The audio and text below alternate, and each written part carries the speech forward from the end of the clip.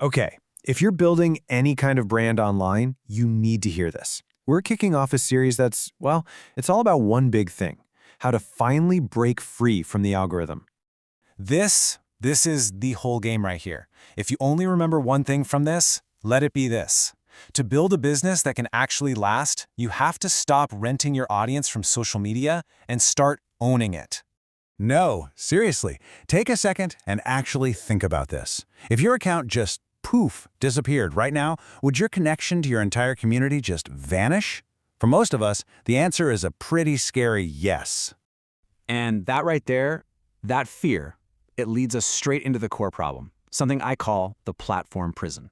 Yeah, think about it like this. When you build your brand only on social media, you're building this incredible, beautiful house, but on land you're just renting. You don't own it, you're just a tenant, and you have to play by someone else's rules.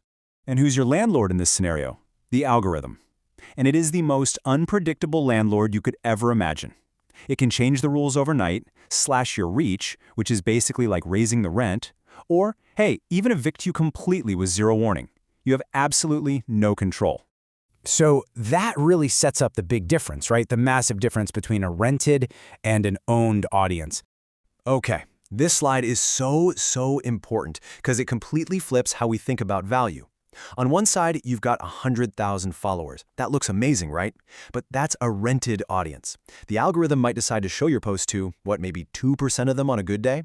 But on the other side, you have just 1,000 people on an email list. That's an owned audience. You have a direct, unfiltered line to every single one of them.